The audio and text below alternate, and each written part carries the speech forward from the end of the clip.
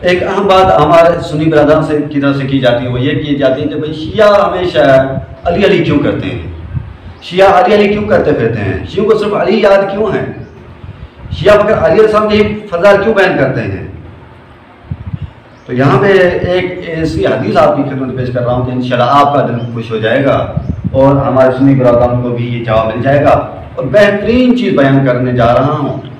اور یہ اس چیز کا بھی جواب ہے کہ ہم اور ہمیں اتنی مجالس کیوں کرتے ہیں، ہم اتنا بندوبست کیوں کرتے ہیں، ہم علی علی کیوں کرتے ہیں، ہم علی علیہ السلام کے اتنے فضائل کیوں بیان کرتے ہیں۔ اس کے لیے یہ زید بن ارقم سے روایت ہے کہ قال رسول اللہ صلی اللہ علیہ وآلہ وسلم من یرید ان یحیی حیاتی، جو چاہتا ہے کہ میری زندگی گزارے، کس کی زندگی؟ محمد مصطفیٰ والی زندگی، جو چاہتا ہے کہ محمد مصطفیٰ والی زندگی گزارے،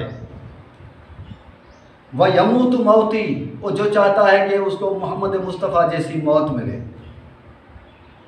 اس کے جیسی یعنی ایمان کامل پہ موت ملے۔ محمد مصطفیٰ سے زیادہ کوئی اکمل ایمان ہو سکتا ہے؟ کوئی نہیں۔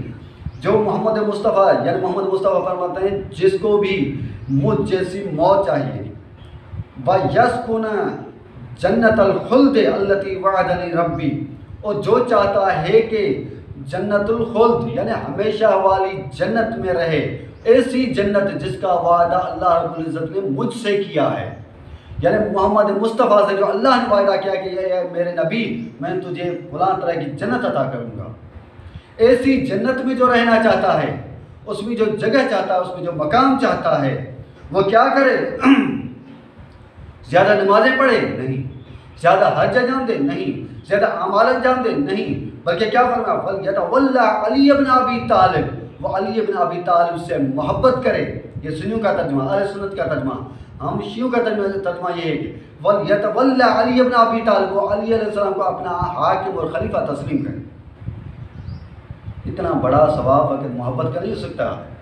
یہ اتنا ثواب اس کی حاکمیت اور اطاعت کا ہو سکتا ہے۔ اور اطاعت کیوں مراد ہے؟ فَإِنَّهُ لَن يُخْرِجَكُم مِّنْ هُدًى،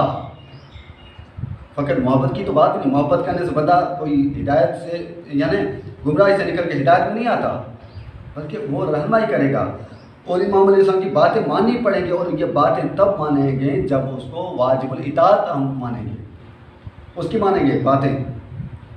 فَإِنَّهُ لَن يُخْرِجَكُم مِّنْ هُدًى، یہ آپ کو کبھی بھی ہدایت سے باہر نکلنے نہیں دے گا،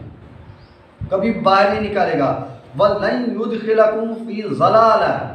ہم مسلمان سب ڈرتے ہیں، مومن ڈرتے ہیں کہ خدا را ہمیں گمراہی سے بچا، اے خدا ہمیں گمراہی سے بچا لے، لیکن یہ علی کی ذات وہ ہے جو کبھی بھی آپ کو گمراہی میں نہیں ڈالے گا، گمراہی میں جانے نہیں دے گا، اور یہ تب ہے جب اس کو ہم لائے کہ اطاعت مانیں، واجب الاطاعت مانیں، جب اس کی اطاعت کریں گے، جب علی کی مانیں گے، مولا علی علیہ السلام کی اطاعت کریں گے، تو کبھی بھی ہم گمراہی میں نہیں جائیں گے، کبھی بھی کبھی بھی ہم ہدایت سے باہر نہیں